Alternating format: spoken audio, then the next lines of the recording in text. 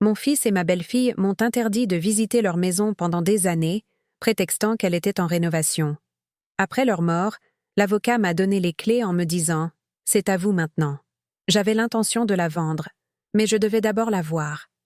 Quand j'ai ouvert la porte, mon souffle s'est coupé. N'oubliez pas de vous abonner à la chaîne et de commenter d'où vous nous regardez.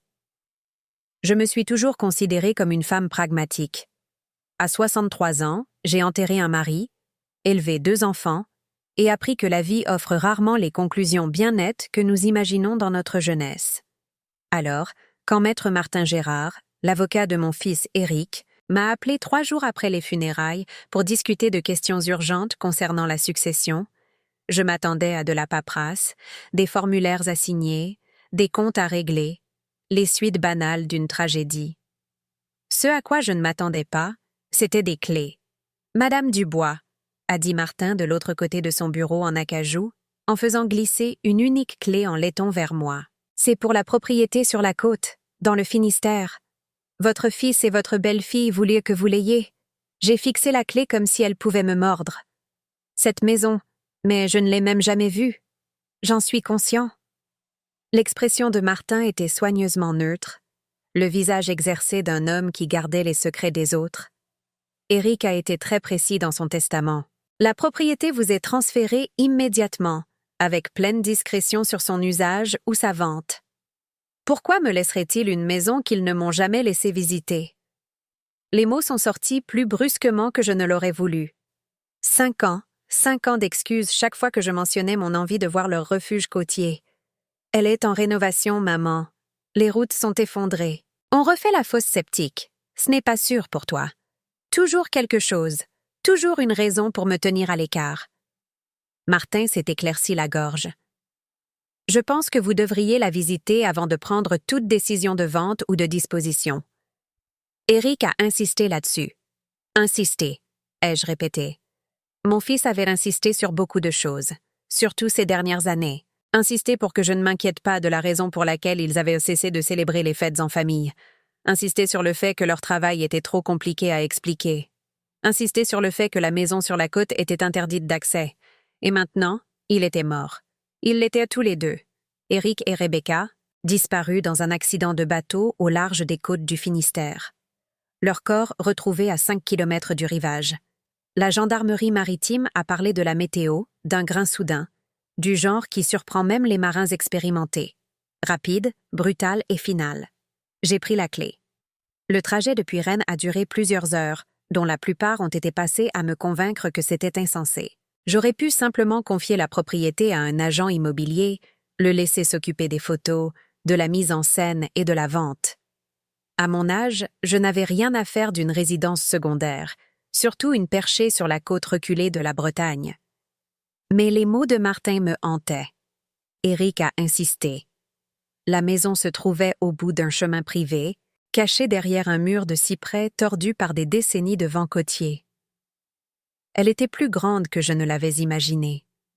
Une vaste structure de 2 étages en cèdre patinée par les éléments et en verre, construite face à l'océan. Le soleil couchant peignait tout dans des teintes d'ambre et d'or. Je suis restée assise dans ma voiture pendant 10 minutes, la clé à la main, essayant de comprendre pourquoi mon cœur battait la chamade. La porte d'entrée s'est ouverte facilement, presque avec empressement, comme si elle avait attendu. À l'intérieur, le hall d'entrée était impeccable. Les parquets brillaient. L'air sentait légèrement le nettoyant au citron et autre chose. Antiseptique, clinique, pas l'odeur de renfermé d'une maison abandonnée à laquelle je m'attendais. « Allô ?» Ma voix a résonné dans l'espace vide. Pas de réponse, mais la maison semblait occupée d'une manière ou d'une autre, vibrant d'une présence récente. J'ai avancé plus profondément, dépassant un salon meublé de meubles simples et pratiques. Tout était propre. Trop propre. La cuisine montrait des signes d'utilisation régulière. Du liquide vaisselle près de l'évier. Un calendrier au mur avec des annotations de l'écriture soignée de Rebecca. La dernière entrée était datée de 4 jours avant leur mort. Livraison de fournitures, 14 heures. Vérifier l'inventaire.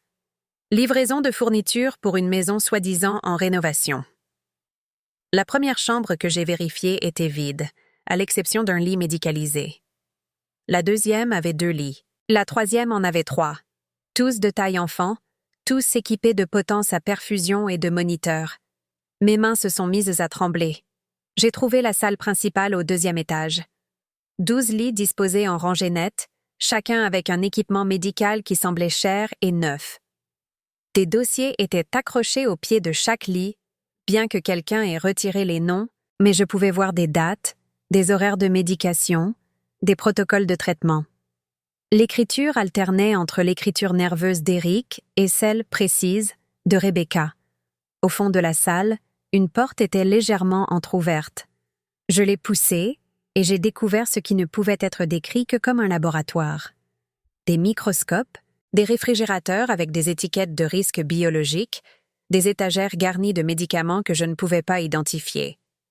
Un tableau blanc couvrait un mur, rempli de formules complexes et de notes qui ne signifiaient rien pour moi. Mais une phrase, encerclée en rouge, était limpide. Protocole de traitement 7. Taux de réponse positive de 73%. Je me suis effondrée dans un fauteuil de bureau. Mes jambes étaient soudainement devenues peu fiables. Mon fils et ma belle-fille étaient médecins. Eric, un oncologue pédiatrique. Rebecca, une chercheuse en biochimie. Je savais qu'ils s'étaient rencontrés en travaillant à l'hôpital Necker à Paris. Je savais qu'ils avaient repris des postes de consultants qui leur permettèrent de travailler à domicile. Je savais qu'ils avaient perdu leur fille, Edith, d'une leucémie alors qu'elle n'avait que 7 ans. Ce que je ne savais pas, c'était tout ça, rien de tout ça. Je ne sais pas combien de temps je suis restée assise là avant de remarquer le classeur dans le coin. Il n'était pas verrouillé, invitant pratiquement à l'inspection. À l'intérieur, j'ai trouvé des dossiers organisés par année, chacun contenant des dizaines de fichiers. Pas des dossiers de patients, ceux-là avaient été retirés ou détruits, mais de la correspondance, beaucoup de correspondance. Des lettres de parents désespérés, des courriels imprimés sur papier, tous suivant le même schéma déchirant. Mon fils s'est vu refuser le traitement. L'assurance ne couvrira pas. L'hôpital dit qu'il n'y a plus rien à faire. S'il vous plaît, y a-t-il un espoir?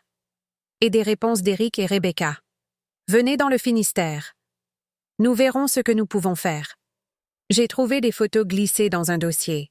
Des enfants jouant sur la plage en contrebas de la maison. Des enfants riant dans ce qui ressemblait à une salle de jeu improvisée que je n'avais pas encore découverte.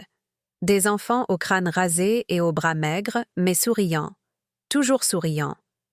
Une photo montrait mon fils et ma belle-fille avec un groupe d'autres adultes en blouse médicale. La légende, écrite de la main de Rebecca.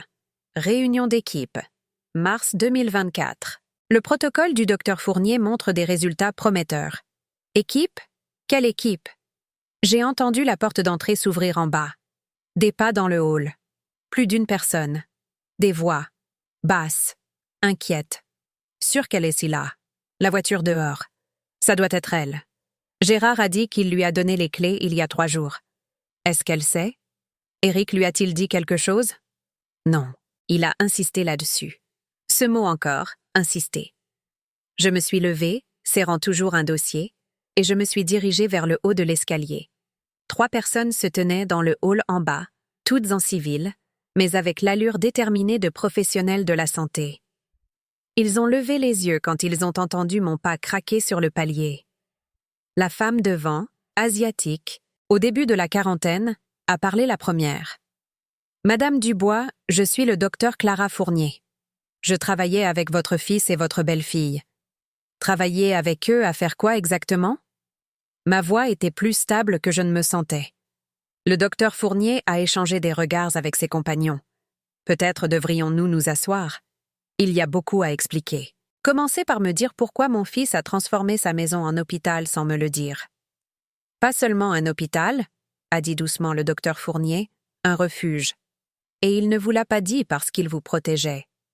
Ce que nous faisons ici, ce qu'Eric et Rebecca faisaient, se situe dans une zone grise juridique. L'ANSM ne reconnaît pas nos protocoles de traitement. Le corps médical considère nos méthodes comme expérimentales au mieux, dangereuses au pire. Si les autorités découvraient cet établissement, si les mauvaises personnes commençaient à poser des questions, elle s'est interrompue. Mais j'ai compris l'implication. Mon fils enfreignait la loi. Votre fils sauvait la vie d'enfant, a dit fermement l'un des hommes. Il était plus âgé, peut-être de mon âge, avec des cheveux poivre et sel et des yeux intenses. Je suis le docteur Jacques Morin, oncologue à la retraite. Je suis bénévole ici depuis 2 ans. Pendant ce temps, j'ai vu des enfants qui avaient été renvoyés chez eux pour mourir entrés en rémission complète. 73% de taux de réponse positive, ai-je dit, me souvenant du tableau blanc.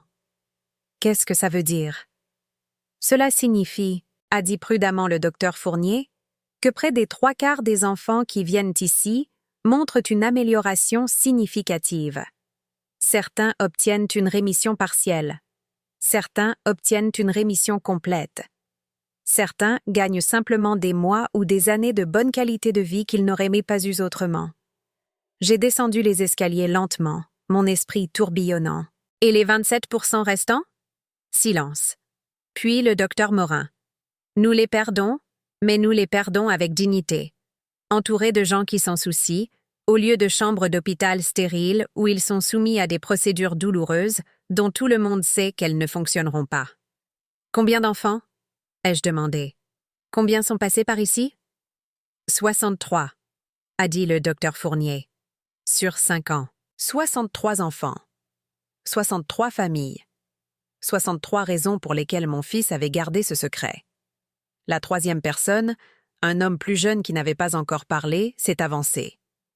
Madame Dubois, nous devons connaître vos intentions. Éric et Rebecca sont partis, mais le travail ne doit pas s'arrêter.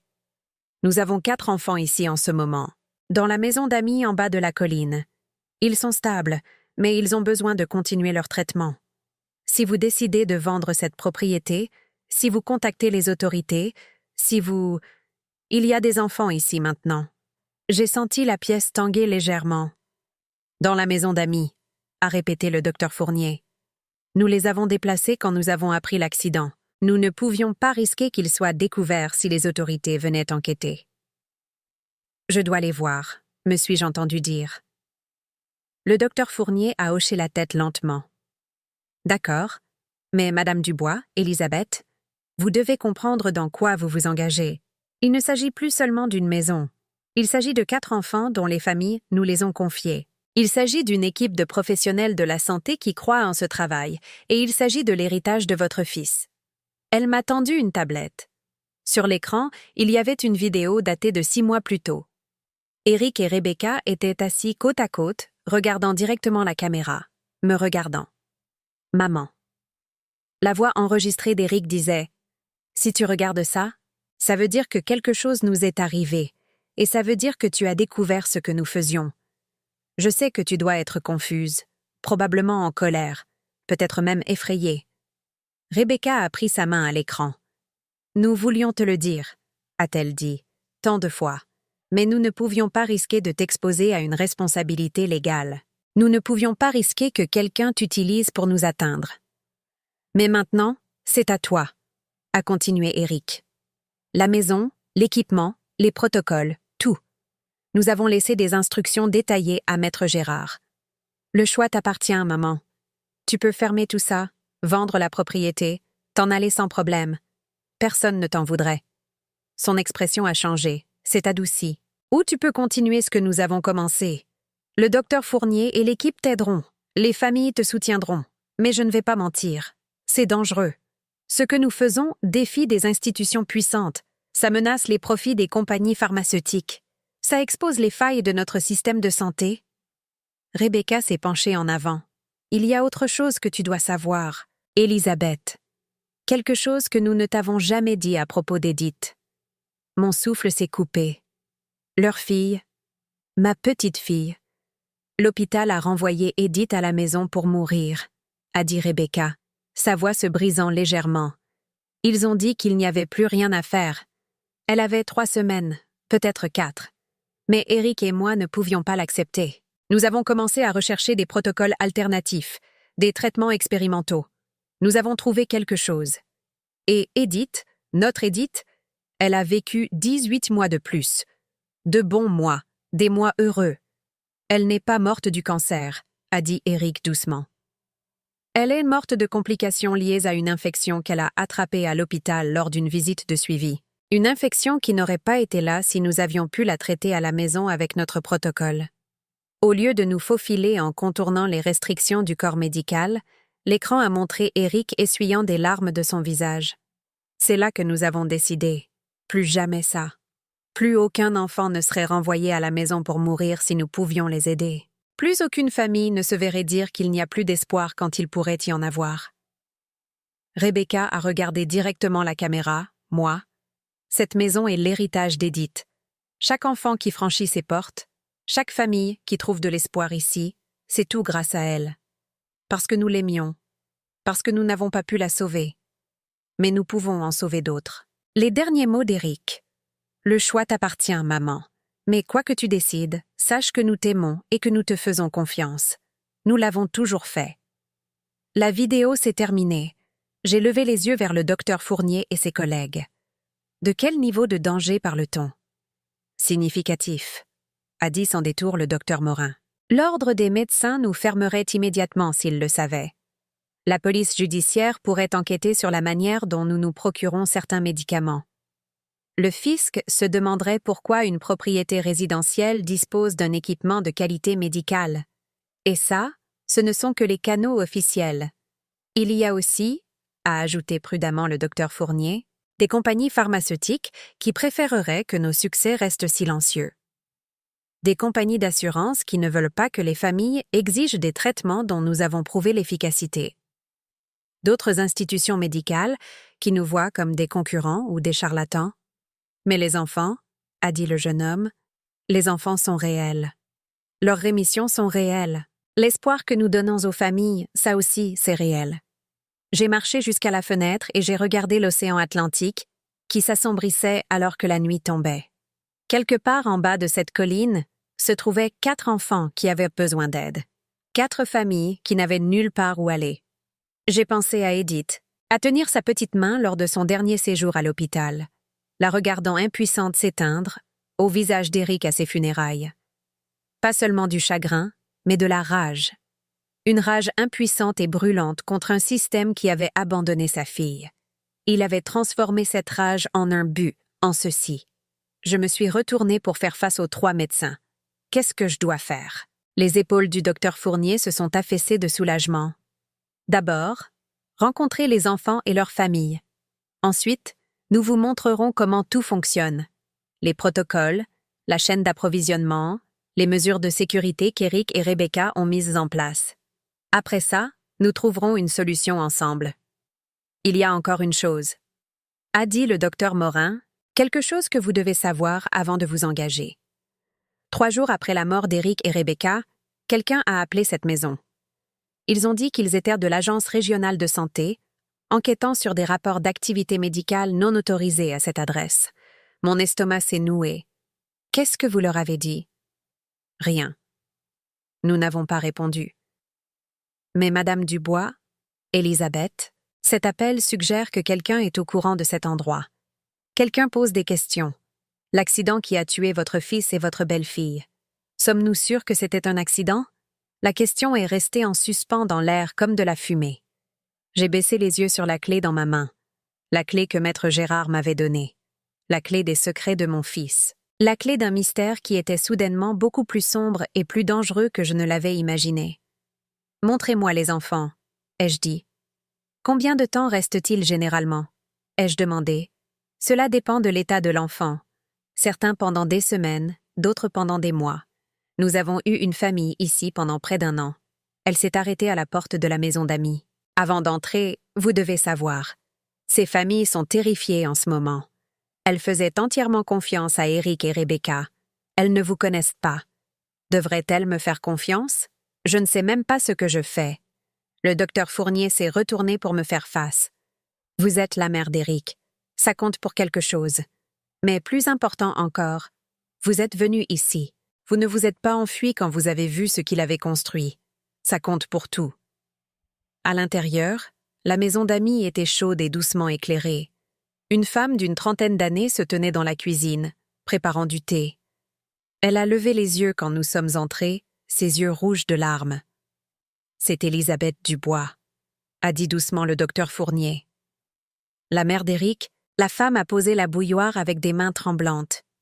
Madame Dubois, je suis Julie Lefebvre. Ma fille Maxine est... Éric et Rebecca étaient... Elle n'a pas pu finir. J'ai traversé la pièce et j'ai pris ses mains. Montrez-moi votre fille. Maxine avait 7 ans, le même âge qu'Édith. Elle était allongée dans un lit médicalisé dans ce qui avait été converti en chambre, mais les murs étaient peints de fresques sous-marines. Des dauphins, des tortues de mer et des récifs coralliens. Une ligne de perfusion était reliée à son bras mince, mais ses yeux étaient vifs quand elle nous a vus. « Vous êtes la maman du docteur Éric » a-t-elle demandé d'une petite voix. « C'est bien moi. Il m'a montré des photos de vous. Il a dit que vous faisiez les meilleurs cookies aux pépites de chocolat du monde. Ma gorge s'est serrée. Il n'était pas objectif. Mais je t'en ferai si tu veux. Est-ce que je peux avoir des pépites de chocolat même si je vomis? Tu peux avoir tout ce que tu veux, ai-je dit, en m'asseyant prudemment sur le bord de son lit. Maxine a souri. Le docteur Éric disait ça aussi. Julie se tenait dans l'embrasure de la porte, nous regardant. Maxine a été diagnostiquée avec une leucémie lymphoblastique aiguë il y a 18 mois. Elle a suivi le traitement standard, chimio, radiothérapie, tout. Ça a fonctionné un temps, puis c'est revenu, plus agressif. L'hôpital a dit qu'il n'y avait plus rien à faire. Ils ont suggéré les soins palliatifs. Comment avez-vous trouvé Éric et Rebecca? Un groupe de soutien pour parents. Quelqu'un les a mentionnés très discrètement. A dit qu'il y avait un endroit où les enfants allaient et parfois ils allaient mieux. Je n'y ai pas cru au début, mais nous étions désespérés. Depuis combien de temps Maxine est-elle ici? 3 mois. Quand elle est arrivée, elle ne pouvait pas marcher, ne pouvait pas garder la nourriture. Le cancer était partout. La voix de Julie s'est brisée. Maintenant, regardez-la. Elle lit des romans. Elle a fait ce dessin. Elle a montré un dessin coloré scotché au mur. Une famille se tenant la main sur une plage. Quel est le pronostic? A répondu le docteur Fournier. Ces derniers scanners ont montré que les tumeurs rétrécissaient. Pas disparues, mais considérablement réduites. Si les progrès continuent à ce rythme, elle pourrait atteindre la rémission d'ici 6 mois. J'ai rencontré 3 autres enfants ce soir-là. Marcus, 9 ans, atteint d'ostéosarcome. Lily, 5 ans, avec un neuroblastome, et Thomas, 12 ans, avec une forme rare de cancer du cerveau. Chacun avait une histoire comme celle de Maxine, abandonnée par le système conventionnel, laissée pour compte, envoyée ici en dernier recours. Et chacun montrait des signes d'amélioration. Au moment où je suis retournée à la maison principale, il était plus de minuit. Le docteur Morin m'attendait avec du café. « Vous avez bien géré ça », a-t-il dit en me tendant une tasse. « Je n'ai rien géré. J'ai juste écouté. C'est plus que ce que la plupart des gens font. » Il s'est installé dans un fauteuil en face de moi. « Elisabeth, nous devons discuter de logistique.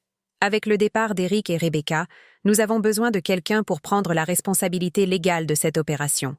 Quelqu'un qui peut signer pour les livraisons, interagir avec les fournisseurs, gérer toute demande officielle. Cette personne, ce doit être vous.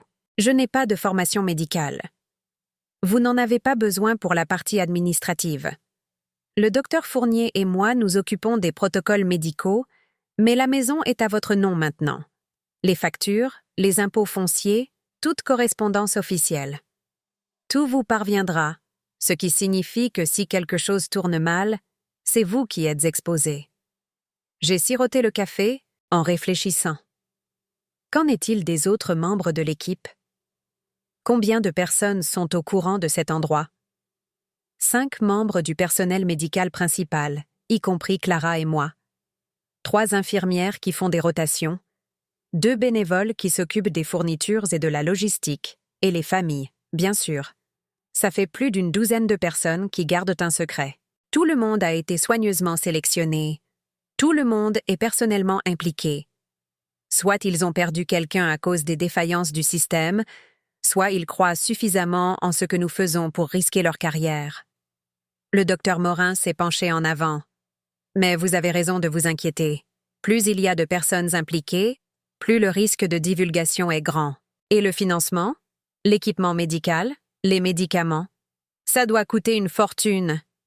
Eric et Rebecca ont liquidé la plupart de leurs économies. Ils ont également accepté des dons anonymes de familles reconnaissantes. Rien qui puisse être retracé jusqu'à des patients spécifiques. Rien qui déclenche des obligations de déclaration. C'était suffisant, à peine. Et maintenant? Maintenant, nous devons trouver comment continuer sans eux. La chaîne d'approvisionnement qu'Eric avait établie, les contacts qui fournissent des médicaments sous le manteau, le réseau de professionnels sympathisants, tout passait par lui. Certaines de ces personnes ne travailleront plus avec nous. Ils ont trop peur. Une idée m'est venue. L'appel téléphonique que vous avez mentionné de l'Agence régionale de santé. Avez-vous toujours le numéro? Le docteur Morin a sorti son téléphone et m'a montré le journal d'appel. J'ai reconnu l'indicatif. Paris.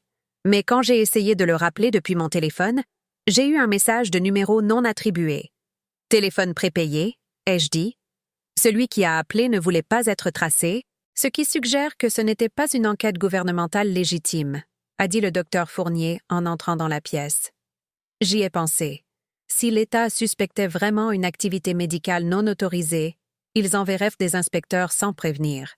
Ils n'appelleraient pas à l'avance pour nous avertir. Alors qui a appelé? Ai-je demandé. Quelqu'un qui cherche des informations. Quelqu'un qui suspecte, mais ne sait pas avec certitude. Le docteur Morin s'est levé et s'est approché de la fenêtre. La question est, que suspectent-ils et comment les empêcher d'en apprendre plus? J'ai passé les 2 heures suivantes à examiner les dossiers d'Eric. Il avait été méticuleux, documentant chaque traitement, chaque résultat, chaque modification de protocole, mais il avait aussi été paranoïaque. Les noms des patients étaient décodés. Les informations de contact des familles étaient décryptées. Les chaînes d'approvisionnement étaient délibérément compliquées, avec de multiples intermédiaires pour empêcher quiconque de remonter à la source. Ce que j'ai trouvé de plus troublant était un dossier séparé intitulé « Incident ». À l'intérieur se trouvaient des rapports sur 3 occasions où des personnes s'étaient présentées sans préavis à la propriété. Une fois un homme prétendant être un représentant pharmaceutique, une fois une femme disant qu'elle était du service de santé départemental, une fois quelqu'un qui prétendait être un journaliste écrivant sur les médecines alternatives. Chaque fois, Eric et Rebecca les avaient repoussés, prétendant que la propriété était une résidence privée sans activité médicale. Chaque fois, la personne était partie, mais avait été vue plus tard en train de photographier la maison depuis la route. L'incident le plus récent datait de 2 mois avant leur mort. J'ai appelé Maître Gérard à 7 heures du matin, le réveillant. « Elisabeth, tout va bien? » « Non, je dois tout savoir sur la mort de mon fils, le rapport d'accident, l'enquête de la gendarmerie maritime, tout. » Une pause. « Pourquoi? » « Parce que je ne pense pas que c'était un accident. » Une autre pause, plus longue. « Je vous envoie les dossiers. Mais Elisabeth, faites attention aux conclusions que vous tirez. Parfois, les tragédies ne sont que des tragédies. Et parfois, non. Les fichiers sont arrivés dans ma boîte mail 1 heure plus tard. Je les ai lus au petit déjeuner pendant que le docteur Fournier préparait les schémas de médication pour les enfants. Selon le rapport de la gendarmerie, Eric et Rebecca étaient sortis en voilier malgré les avis de coups de vent. Le temps s'était rapidement détérioré. Le temps que les autres bateaux dans la zone remarquent qu'ils étaient en difficulté, il était trop tard. Le bateau a chaviré. Les 2 corps ont été retrouvés portant des gilets de sauvetage, mais la température de l'eau et les conditions se sont avérées fatales. Cela se lisait comme un simple accident. Des marins expérimentés faisant une mauvaise évaluation. Sauf qu'Eric détestait la voile. Il me l'avait dit des années auparavant après un incident d'enfance où il avait failli se noyer. Il n'avait acheté le bateau que parce que Rebecca aimait la mer. Il ne sortait jamais sauf si les conditions étaient imparfaites. Et il n'ignorait jamais les avertissements météorologiques. J'ai appelé la brigade de gendarmerie. Je suis Elisabeth Dubois. Mon fils Éric Dubois est décédé dans un accident de bateau il y a environ 10 jours au large des côtes du Finistère. J'aimerais parler à la personne qui a mené l'enquête. Veuillez patienter. 5 minutes plus tard, la voix d'une femme. Madame Dubois, ici l'adjudante Jessica Valois. J'ai dirigé l'enquête. Je suis sincèrement désolée pour votre perte. Merci. J'ai des questions sur les circonstances. Bien sûr. Que voudriez-vous savoir? Le rapport dit qu'ils sont sortis malgré les avis de coups de vent. Y avait-il une indication qu'ils étaient des marins expérimentés? Le bateau était bien entretenu. Les 2 victimes portèrent l'équipement de sécurité approprié. Tout suggérait qu'ils savaient ce qu'ils faisaient. Ils ont juste fait une mauvaise évaluation de la météo. Avez-vous trouvé quelque chose d'inhabituel? Quelque chose qui ne collait pas? Une légère hésitation. Pourquoi, demandez-vous? Parce que mon fils était terrifié par la voile par mauvais temps. Il ne serait jamais sorti dans ces conditions volontairement. Silence au bout du fil. Puis, prudemment. Madame Dubois, suggérez-vous autre chose qu'une mort accidentelle? Je demande si vous l'avez envisagé. Nous n'avons trouvé aucune preuve d'acte criminel. Aucun signe de lutte, aucun traumatisme incompatible avec la noyade. Le bateau ne montrait aucun signe de sabotage ou de défaillance mécanique. Mais vous avez cherché ces choses. Procédure standard. Nous le faisons toujours. Et vous n'avez rien trouvé.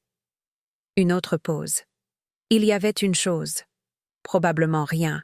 Mais les 2 victimes avaient des ecchymoses aux poignets et aux chevilles compatibles avec des cordes ou des liens, mais cela aurait pu provenir du gréement, du fait d'avoir été projetés dans le bateau par mer agitée. Sans autre preuve, ce n'était pas suffisant pour classer l'affaire comme suspecte. Mes mains sont devenues glaciales. Avez-vous inclus cela dans votre rapport? C'est dans le rapport d'autopsie détaillé? Oui? Pas dans le résumé. Pourquoi pas? Parce que, pris isolément, cela ne signifie rien. Et je ne voulais pas causer de détresse inutile à la famille avec des spéculations. Je veux voir ce rapport d'autopsie. C'est un document public. Vous avez le droit de le demander. Je l'ai remercié et j'ai raccroché. Le docteur Fournier me regardait de l'autre côté de la cuisine. « Qu'avez-vous découvert ?» a-t-elle demandé. « Des ecchymoses, compatibles avec des liens. Mon Dieu, il y a plus. » J'ai ouvert l'agenda d'Éric sur son ordinateur portable.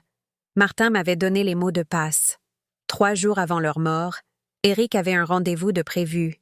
Il y avait juste écrit Réunion Paris avec 1 heure. Pas d'autres détails. Paris. C'est de là que venait l'appel téléphonique mystérieux. Exactement. J'ai continué à faire défiler et regarder ça. 2 semaines avant, Rebecca a envoyé un courriel à quelqu'un. L'adresse n'est qu'une chaîne de chiffres disant « Nous devons discuter de votre offre. Pas à l'aise pour continuer. » Quelqu'un a répondu « Le temps presse. » D'autres sont intéressés. Le docteur Morin est apparu dans l'embrasure de la porte. « Elisabeth, nous avons un problème. Un de nos fournisseurs de médicaments vient d'appeler.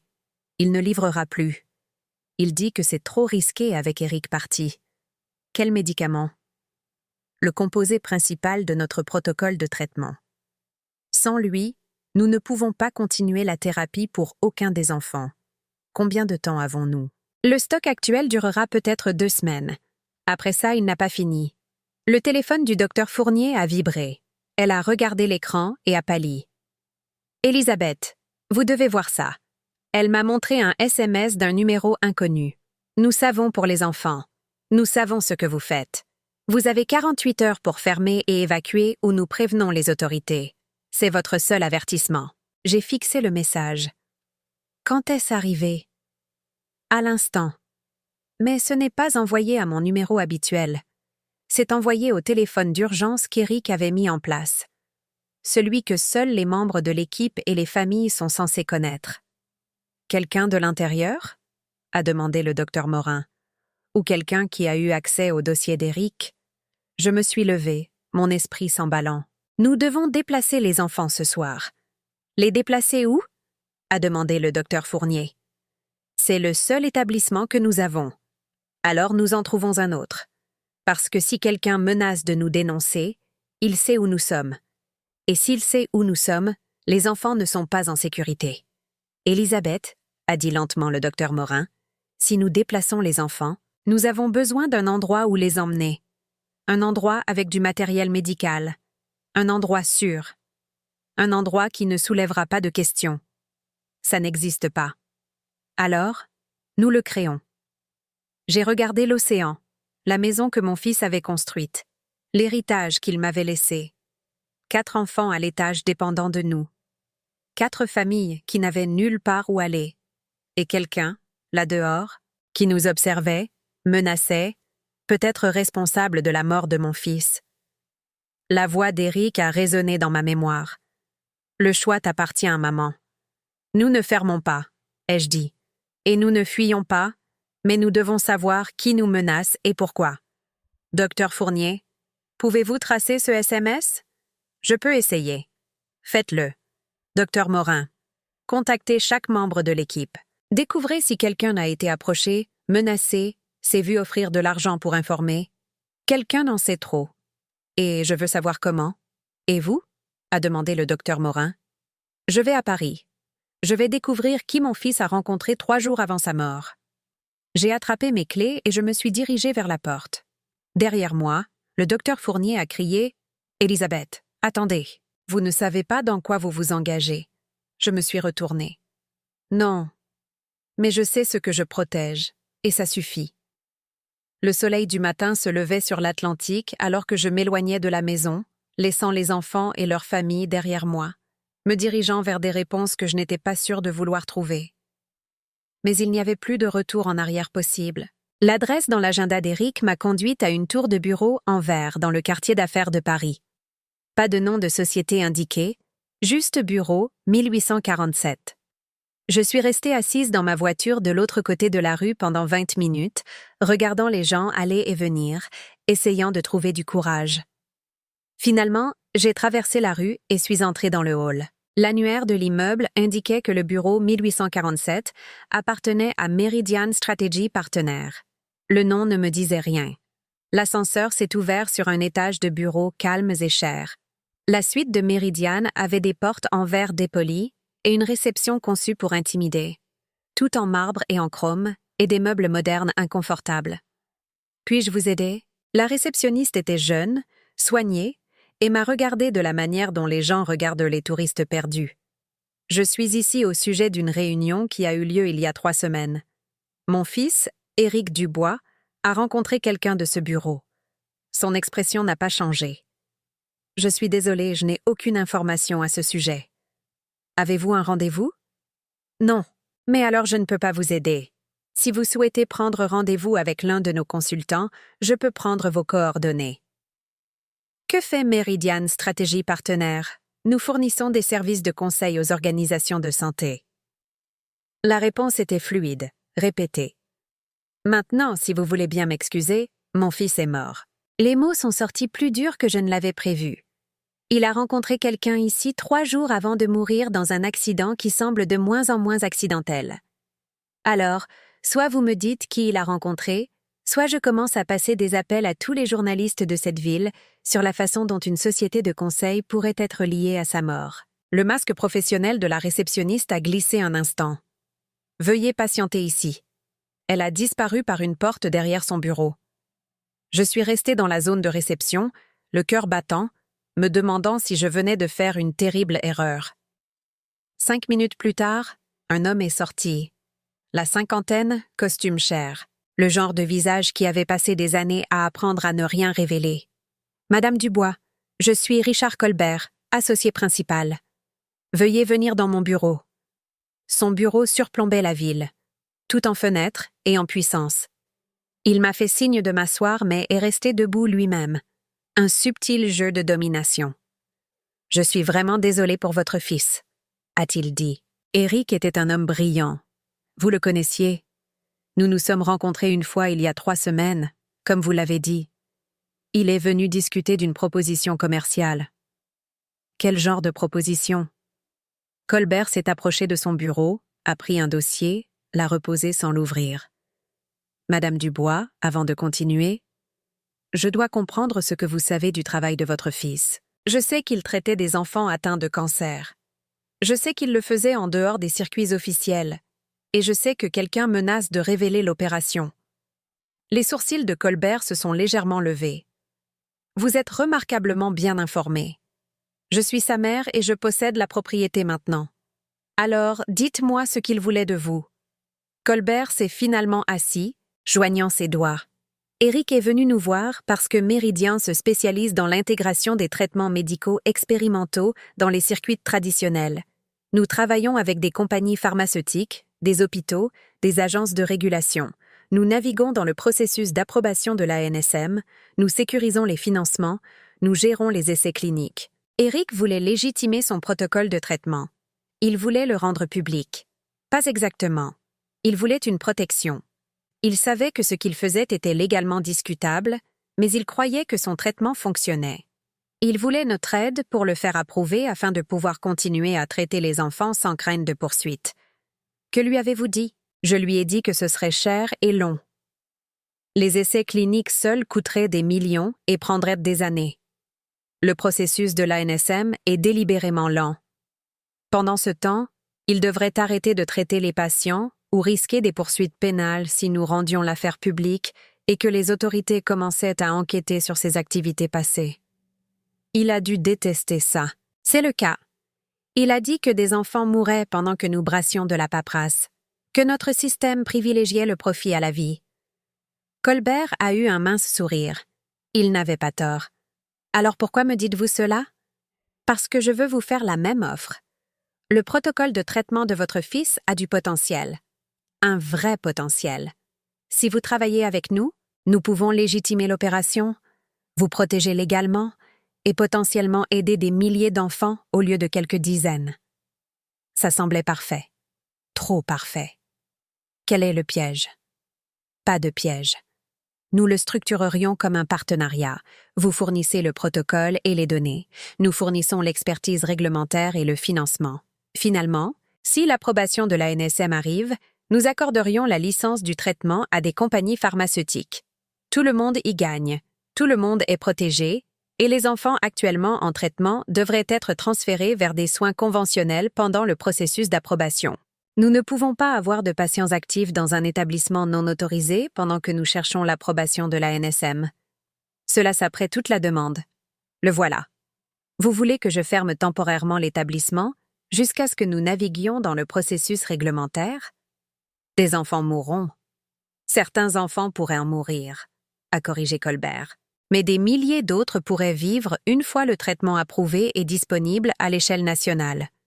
Cela ne vaut-il pas le sacrifice? Je me suis levée. Mon fils vous a dit non, n'est-ce pas? Il avait besoin de temps pour y réfléchir. Il vous a dit non, ai-je répété.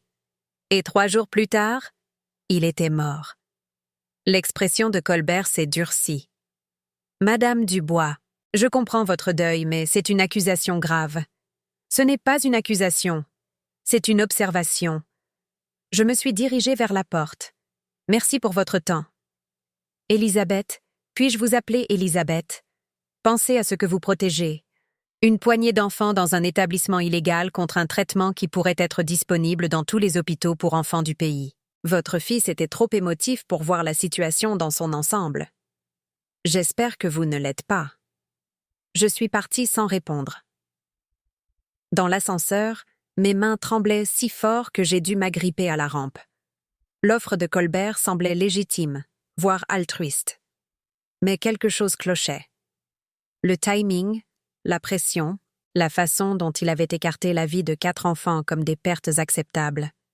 J'étais à mi-chemin du retour vers le Finistère quand le docteur Fournier a appelé. « Élisabeth, où êtes-vous » ? Je rentre. J'ai découvert qui Eric a rencontré. Je vous expliquerai en arrivant. Vous devez venir vite. Nous avons une situation. Mon estomac s'est noué. Les enfants? Les enfants vont bien. Mais Julie Lefebvre, la mère de Maxine, elle dit que nous devons partir. Elle a reçu un appel de son ex-mari. Il menace de nous signaler à l'aide sociale à l'enfance si elle ne ramène pas Maxine à la maison immédiatement. Sur quel fondement? Il prétend qu'elle met Maxine en danger en la gardant dans un établissement médical non autorisé. Il dit qu'il a consulté des avocats, qu'il pourrait obtenir la garde exclusive sur cette base. Comment a-t-il découvert? C'est ce que nous essayons de comprendre. Julie jure qu'elle ne lui a rien dit. Il n'a pas été impliqué dans la vie de Maxine depuis 2 ans. Soudain, il appelle, menace, agit comme le père concerné de l'année. Quelqu'un l'a contacté, ai-je dit. Quelqu'un lui a dit où trouver un levier. C'est ce que nous pensons aussi. Mais Élisabeth, s'il va jusqu'au bout, si l'ASE se présente, nous ne pouvons pas cacher 4 enfants. L'établissement serait exposé. Les autres familles paniqueraient. tout s'effondrerait. Je suis à 2 heures de route. Pouvez-vous calmer Julie jusqu'à mon arrivée? Je peux essayer. Mais elle est terrifiée à l'idée de perdre Maxine. Dites-lui que j'arrive. Dites-lui que nous allons trouver une solution. J'ai appuyé plus fort sur l'accélérateur, regardant le compteur de vitesse grimper. Mon téléphone a de nouveau sonné. Maître Gérard. Cette fois, Elisabeth, je viens de recevoir un appel très étrange. Un homme prétendant être de l'ordre des médecins, posant des questions sur une propriété que vous avez récemment héritée dans le Finistère, demandant spécifiquement s'il y avait eu du matériel médical ou des fournitures transférées avec la propriété.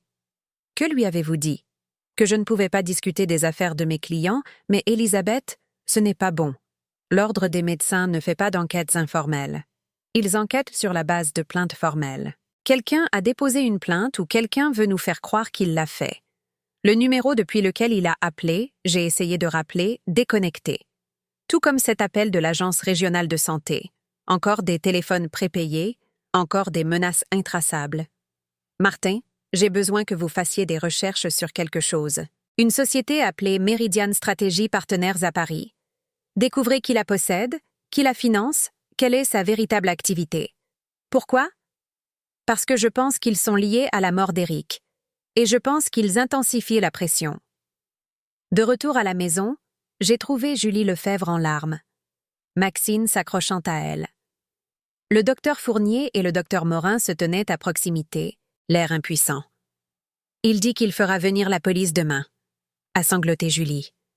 Il dit que Maxine a été kidnappée, que je suis impliquée dans une fraude médicale. Il a demandé la garde d'urgence. Je me suis agenouillée près du lit de Maxine. La petite fille avait l'air terrifiée. Son amélioration des dernières semaines soudainement fragile face à cette nouvelle menace.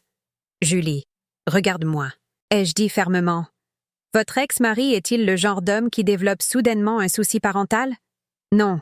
Il est parti quand Maxine a été diagnostiquée. Il a dit qu'il ne pouvait pas gérer. Je n'ai pas eu de ses nouvelles depuis 2 ans, sauf pour des demandes de cesser la pension alimentaire. Alors, quelqu'un l'a convaincu que c'était une opportunité. De l'argent peut-être. Ou un levier pour quelque chose d'autre qu'il veut. Mais le timing, juste après les menaces, juste après ma visite à Paris, ce n'est pas une coïncidence. Que faisons-nous? Nous le mettons au pied du mur.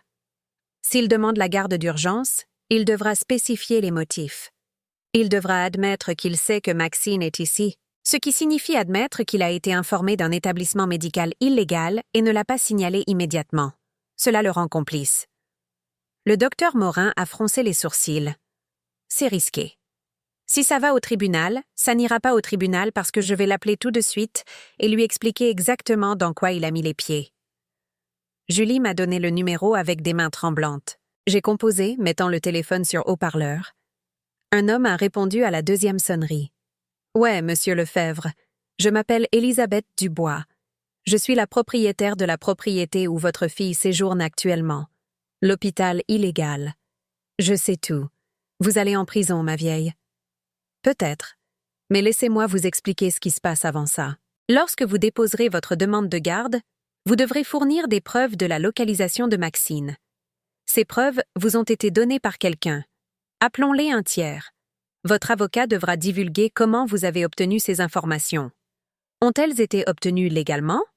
Ce tiers peut-il témoigner sans s'incriminer? Avez-vous considéré que vous pourriez faire partie d'un complot visant à exposer un établissement médical, ce qui pourrait vous rendre pénalement responsable? Silence. De plus, ai-je continué, le dossier médical de Maxine fera partie de l'audience de garde. Ces dossiers montreront qu'elle était mourante quand elle est arrivée ici il y a 3 mois.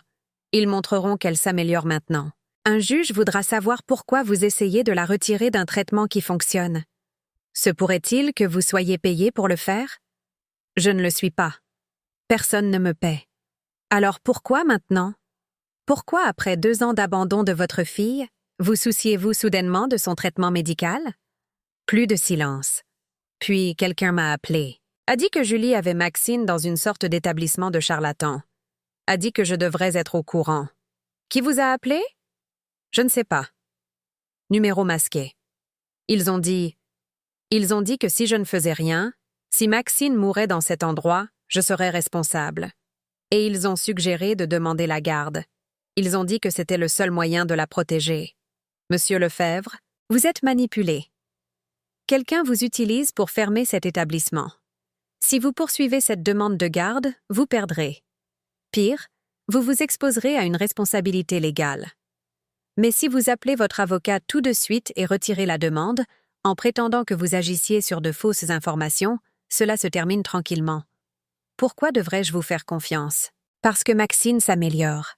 Parce que Julie a été une meilleure mère que nous deux n'aurions jamais pu l'être. Et parce que celui qui vous a appelé ne se soucie pas de votre fille, il se soucie de nous faire fermer. Ne les laissez pas vous utiliser. Une longue pause. Je dois réfléchir. Vous avez jusqu'à demain matin. Après ça, j'irai moi-même à la gendarmerie et je signalerai que quelqu'un utilise le harcèlement et de fausses accusations pour interférer avec un traitement médical. Je leur fournirai tout. Les appels téléphoniques mystérieux, les menaces, votre implication soudaine. Laissons-les remonter jusqu'à celui qui est derrière tout ça. J'ai raccroché. Julie m'a fixé. Est-ce que ça va marcher? Je ne sais pas. Mais nous venons de mettre quelqu'un au pied du mur. Maintenant, nous allons voir comment il réagit. Le téléphone du docteur Fournier a vibré. Elle a regardé l'écran et son visage est devenu blanc. Elisabeth, vous devez voir ça maintenant. Elle m'a montré un courriel envoyé depuis un compte anonyme à chaque membre de notre équipe simultanément. Vous avez eu votre avertissement. Puisque vous avez choisi de l'ignorer, nous allons de l'avant. L'Ordre des médecins recevra un rapport complet demain matin détaillant l'activité médicale non autorisée à la propriété du Finistère. La police judiciaire recevra des informations sur l'approvisionnement illégal de médicaments. La police locale sera informée des préoccupations de mise en danger d'enfants. D'ici demain, Elisabeth Dubois sera en état d'arrestation, les enfants seront sous la garde de l'État, et cette opération illégale sera définitivement fermée. Vous ne pouvez pas arrêter ça. Vous auriez dû accepter l'accord. Le docteur Morin a lu par-dessus mon épaule. L'accord? Ils veulent dire Méridiane. Colbert, ai-je dit doucement. Il a fait l'offre ce matin. Quand j'ai refusé, il a activé le plan B. Que faisons-nous? A demandé le docteur Fournier. S'il dénonce demain, alors nous dénonçons ce soir. D'abord, j'ai sorti mon téléphone. Nous documentons tout. Chaque traitement, chaque succès, chaque enfant que nous avons aidé. Nous prenons les devants sur le récit. Elisabeth, si nous rendons ça public, nous serons arrêtés. A dit le docteur Morin. Nous tous. Peut-être. Ou peut-être que si nous racontons l'histoire correctement, si nous montrons ce qu'Éric a accompli, si nous centrons l'affaire sur les enfants au lieu des détails juridiques, peut-être que l'opinion publique nous protégera assez longtemps pour que ça compte. C'est un pari énorme, a dit le docteur Fournier.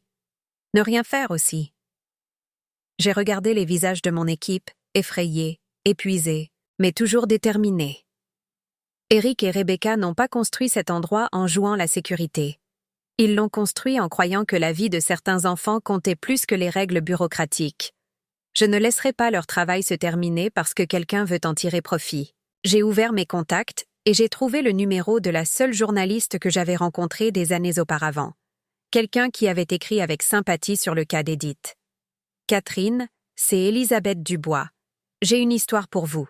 Une grosse histoire. Mais j'ai besoin qu'elle soit publiée demain matin avant que quiconque d'autre ne puisse contrôler le récit. À quel point grosse? Assez grosse pour changer la façon dont nous traitons le cancer infantile dans ce pays. Assez grosse pour que des gens essaient de vous empêcher de la publier. Êtes-vous intéressé? Une pause. Je vous écoute. Bien, parce que je suis sur le point de vous parler d'un hôpital secret dirigé par 2 médecins morts dans des circonstances suspectes, qui sauve la vie d'enfants depuis 5 ans pendant que les compagnies pharmaceutiques et les agences gouvernementales regardaient ailleurs. J'ai parlé pendant 1 heure, exposant tout. Quand j'ai fini, Catherine est restée silencieuse un long moment. « Elisabeth, si je publie ça, vous serez arrêtée. »« Je sais. Vous pourriez tout perdre. J'ai déjà perdu mon fils. Je ne perdrai pas son héritage aussi. D'accord. Envoyez-moi tout ce que vous avez. Ce sera prêt pour demain matin. » J'ai raccroché et j'ai regardé le docteur Fournier et le docteur Morin. Demain, tout change. Ce soir, nous mettons chaque preuve que nous avons entre les mains de Catherine, chaque histoire de succès, chaque dossier de traitement, chaque enfant que nous avons sauvé. S'ils veulent nous fermer, ils le feront devant le monde entier. Et les enfants? A demandé doucement Julie. Qu'est-ce qui leur arrive? J'ai regardé Maxine, dormant paisiblement dans son lit, sa mère lui tenant la main. Ça, ai-je dit, ça dépendra de ce que le monde décidera que nous méritons. L'article de Catherine a été mis en ligne à 6 heures du matin sur le site du journal Le Monde. Le titre. Un hôpital secret sauvait des enfants mourants alors que le système les abandonnait. Puis ses fondateurs sont morts mystérieusement. À 7 heures, mon téléphone n'arrêtait pas de sonner. Le premier appel venait de Maître Gérard. « Elisabeth, qu'avez-vous fait ?»« Ce que je devais faire. » « L'avez-vous lu ?»« Tout le monde le lit. C'est déjà en tendance sur les réseaux sociaux. »« Mais, Elisabeth, vous vous êtes mise une cible dans le dos. L'ordre des médecins n'aura d'autre choix que d'enquêter maintenant. La police judiciaire, l'OCLASP, ils viendront tous. Qu'ils viennent. Au moins maintenant, le monde sait pourquoi. » Le deuxième appel venait d'un numéro que je ne reconnaissais pas. « Madame Dubois, ici l'agent Torres de la police judiciaire de Paris. Nous devons vous parler d'allégations d'approvisionnement illégal de médicaments et d'exercice illégal de la médecine. Je serai heureuse de vous parler. Je n'ai rien à cacher. Nous envoyons des agents à la propriété du Finistère ce matin. Je vous demande de rester sur place et de vous assurer qu'aucune preuve n'est détruite. La seule preuve ici, ce sont des enfants qui vont mieux. Venez voir par vous-même. » J'ai raccroché et j'ai trouvé le docteur Fournier et le docteur Morin dans la cuisine, regardant tous les deux leur téléphone avec des expressions mêlant terreur et étonnement. « Nous sommes le deuxième sujet le plus discuté sur Twitter, » a dit le docteur Fournier. « Juste après le divorce d'une célébrité. Les gens nous traitent de héros.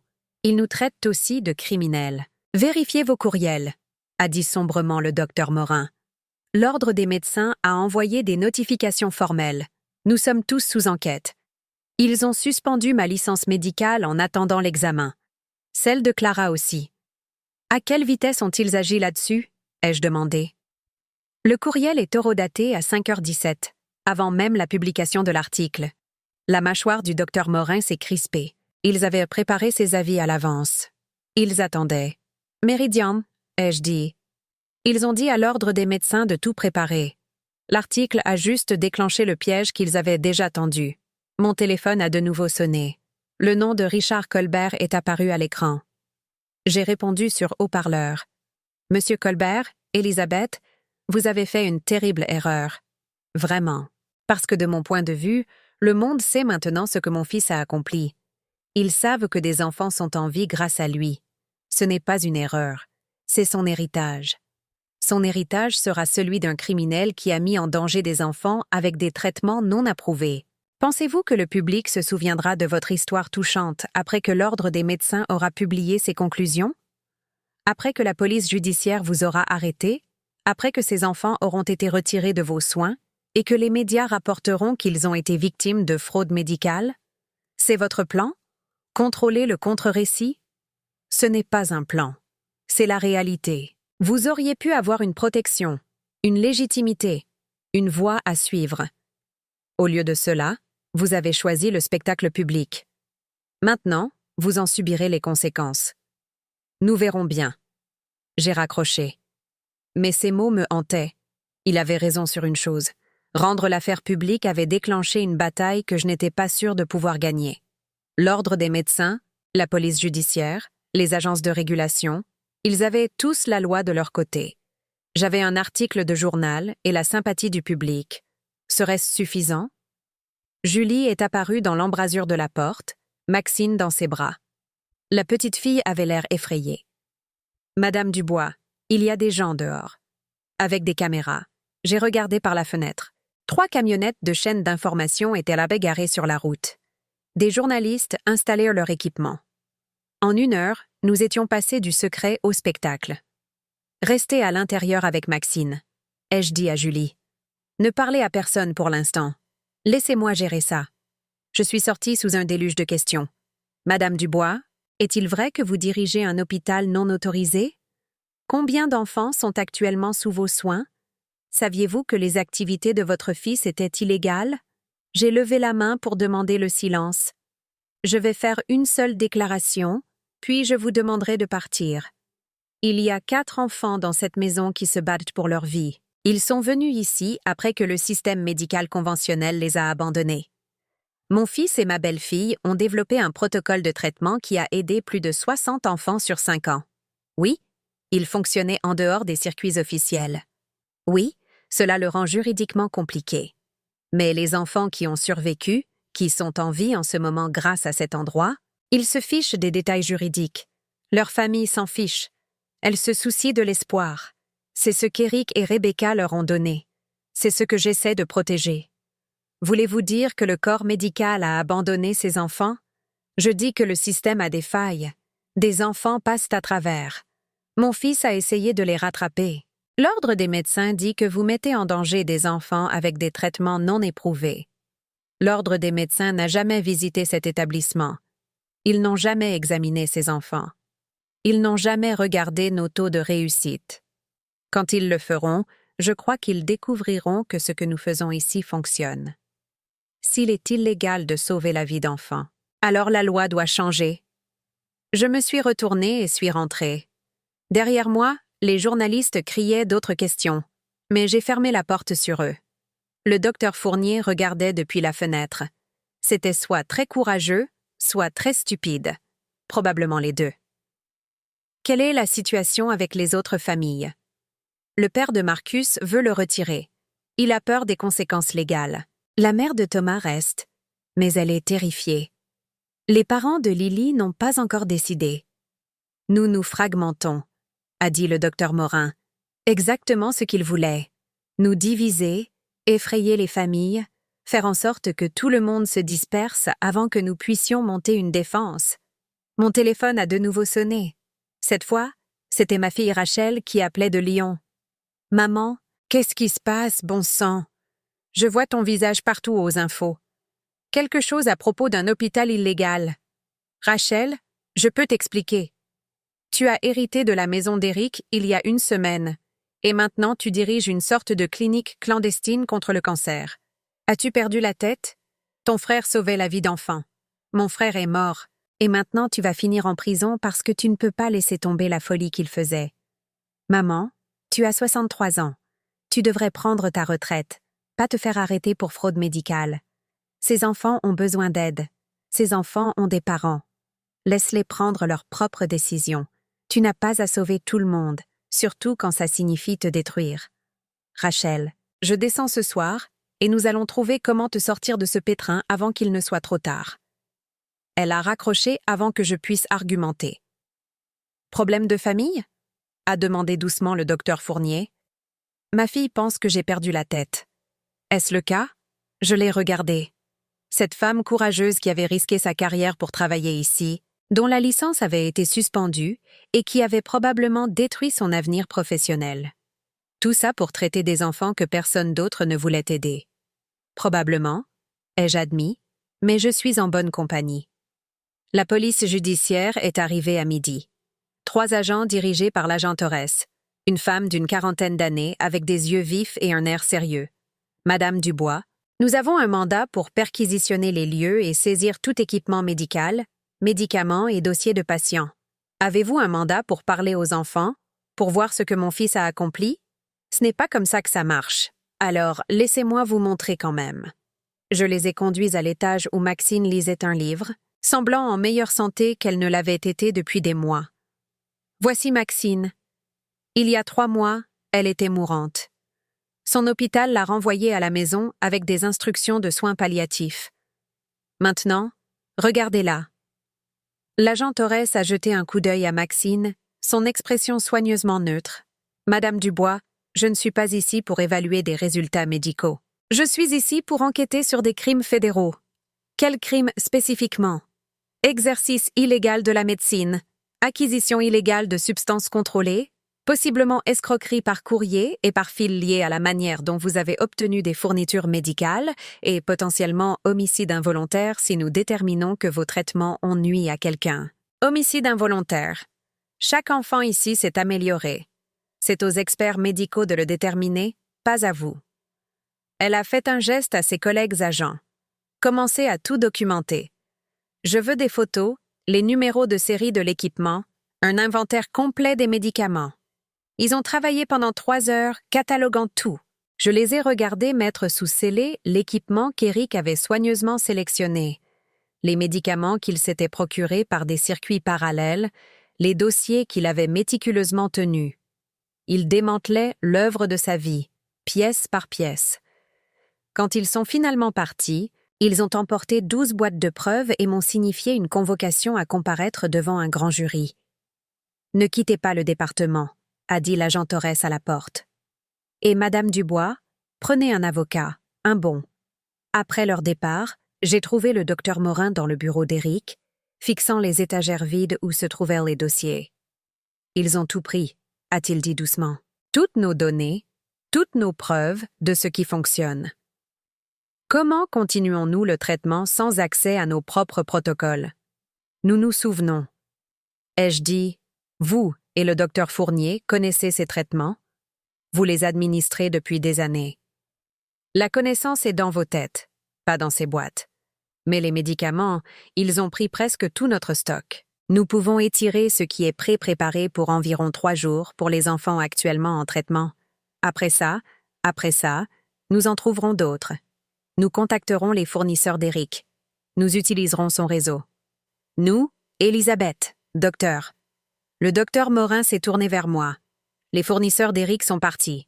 J'ai essayé toute la journée. Ils ont tous peur. Tous refusent de travailler avec nous maintenant que c'est public. Nous sommes seuls. La réalité de notre situation m'a frappée. Nous avions des enfants qui dépendèrent de nous, mais pas de médicaments.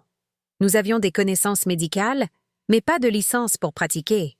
Nous avions l'attention du public, mais cela nous transformait en cible plutôt qu'en héros. Mon téléphone a vibré avec un SMS d'un numéro inconnu. Vérifiez vos comptes bancaires. J'ai ouvert mon application bancaire et je me suis figée. Mes comptes avaient été gelés, tous. Un avis expliquait « Compte sous enquête pour blanchiment d'argent et fraude. Ils nous coupent les vivres », ai-je dit à voix haute. Ils s'assurent que nous ne pouvons pas acheter de fournitures même si nous trouvions des fournisseurs. Le docteur Fournier est apparu dans l'embrasure de la porte. Elisabeth, le père de Marcus, vient de le prendre. Il a fait ses bagages et est parti. Il a dit qu'il ne pouvait pas risquer que l'ASE lui retire la garde. Il ne peut pas risquer une responsabilité légale. Il nous a remerciés, mais il protège sa famille. Je comprends. Il reste donc 3 enfants. Et la mère de Thomas vient de me demander combien de temps encore nous pouvons garantir les médicaments. Je ne savais pas quoi lui dire. J'ai marché jusqu'à la fenêtre donnant sur l'océan. En bas de la colline, je pouvais voir des journalistes toujours campés, attendant leur prochaine histoire. Quelque part là-bas, Richard Colbert regardait tout cela se dérouler, probablement satisfait de la rapidité avec laquelle nous nous effondrions. Derrière moi, mon téléphone a de nouveau sonné. Rachel, cette fois. « Maman, j'ai parlé à des avocats. Ils disent que tu dois arrêter ça immédiatement, coopérer pleinement avec les enquêteurs et te distancer de tout ce qu'Éric faisait. Si tu fais ça, il pourrait réduire les charges. Tu pourrais éviter la prison. Et les enfants ne sont pas ta responsabilité. Leurs parents peuvent les emmener dans de vrais hôpitaux, où ils seront renvoyés chez eux pour mourir, comme avant. Peut-être. Mais ce n'est pas à toi de faire ce choix. Maman, s'il te plaît, je ne peux pas te perdre aussi. Pas après Éric. S'il te plaît, laisse tomber. J'ai fermé les yeux. Ma fille avait raison. Ça me détruisait. Mes comptes étaient gelés. Ma liberté était menacée. Et je risquais tout pour des enfants que je connaissais depuis moins d'1 semaine. Mais je continuais à voir le visage de Maxine. La façon dont elle souriait en parlant de ses dessins. L'espoir dans les yeux de Julie quand elle regardait sa fille et voyait un avenir au lieu d'une fin. « Je ne peux pas », ai-je dit à Rachel. « Je suis désolée, mais je ne peux pas. Alors tu es seule. Je ne vais pas te regarder gâcher ta vie pour ça. » Elle a raccroché. Le docteur Fournier a posé une main sur mon épaule. Elle finira par comprendre. Peut-être. Ou peut-être qu'elle a raison et que je suis insensée. L'insensé serait d'abandonner maintenant. Nous ne sommes pas encore vaincus. Mais nous étions en train de perdre. Je le sentais. Chaque heure apportait une nouvelle pression. Légale, financière, personnelle. Méridian était doué pour ça. J'ai réalisé qu'il ne menaçait pas seulement directement. Il serrait la vis de tous les côtés jusqu'à ce qu'il ne reste plus rien pour se battre. À l'heure du dîner, Maître Gérard a appelé. « Elisabeth, je dois démissionner de mon poste d'avocat. » Pourquoi? Parce que le barreau de Paris vient d'ouvrir une enquête éthique sur moi. Quelqu'un a déposé une plainte disant que je vous ai aidé à établir une opération médicale illégale, que je connaissais les activités d'Éric et que je n'ai pas signalé. C'est sans fondement, mais me défendre contre ça me coûtera des mois et des milliers de frais de justice. Je suis désolée, mais je ne peux pas me permettre d'être associée à cette affaire. Je comprends. Merci d'avoir été honnête, Elisabeth. Pour ce que ça vaut. Ce que vous faites est extraordinaire. Mais parfois l'extraordinaire ne suffit pas. Après qu'il a raccroché, je suis restée assise dans le bureau vide, entourée du fantôme du travail de mon fils, et je me suis demandé s'il s'était senti comme ça dans ces derniers jours, entouré d'ennemis, à court d'options, regardant tout ce qu'il avait construit commencer à s'effondrer. Est-ce pour ça qu'il était sorti en bateau ce jour-là? Fuyait-il cette même pression, cette même étreinte? Ou courait-il vers quelque chose? Une réunion? Une confrontation? Une dernière tentative désespérée de protéger ce qu'il avait construit? Le docteur Morin m'a trouvé 1 heure plus tard, toujours assise dans le noir. « Elisabeth, nous devons prendre une décision. La mère de Thomas veut partir. Elle a peur de ce qui se passera si elle reste. Cela ne laisserait que Maxine et Lily. Et sans médicaments, sans financement, sans protection juridique, nous ne pouvons pas continuer bien longtemps. Que voulez-vous dire? Je veux dire que nous devons peut-être accepter la défaite, fermer proprement, mettre les familles en sécurité et vivre pour nous battre un autre jour.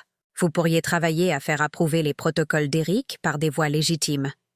Comme l'a suggéré Colbert, Colbert a orchestré tout ça. Il a tué mon fils et maintenant il détruit son travail. Vous n'en avez pas la certitude. J'en sais assez. Alors prouvez-le. Mais vous ne pouvez rien prouver si vous êtes en prison. Si les enfants sont dispersés. Si nous sommes tous trop brisés pour continuer. Parfois, la retraite est le choix intelligent. Je voulais argumenter, mais en regardant son visage épuisé, les décombres de ce que nous avions essayé de construire, je me suis demandé s'il avait raison. Peut-être était-il temps de laisser tomber. Puis mon téléphone a vibré une dernière fois. Un courriel de Catherine, la journaliste. « Elisabeth, vous devez voir ça. J'ai enquêté sur Méridian.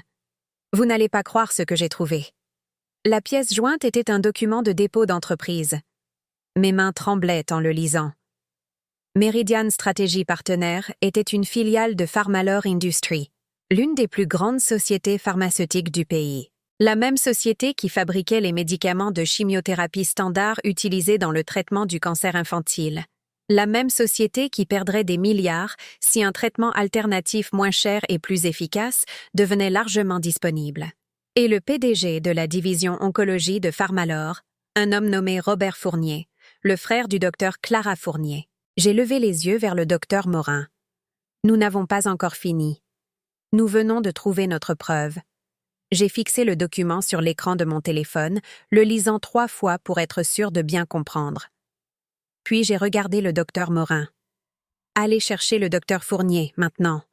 Clara Fournier est arrivée en quelques minutes, le visage tiré par la fatigue. Qu'est-ce que c'est? Je lui ai tendu mon téléphone sans un mot. J'ai regardé ses yeux parcourir l'écran. J'ai vu la compréhension poindre. J'ai vu son visage pâlir. « Robert » a-t-elle murmuré. « Mon frère est derrière tout ça. Vous ne saviez pas? Nous ne nous sommes pas parlé depuis 5 ans. Pas depuis que j'ai quitté Pharmalor pour travailler avec Éric et Rebecca. » Elle s'est effondrée dans un fauteuil. Il était furieux quand j'ai démissionné.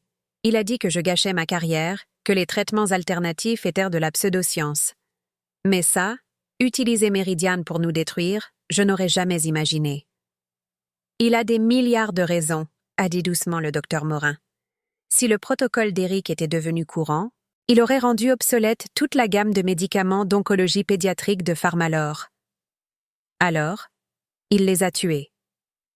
Les mots sont sortis de ma bouche. Calme, certain.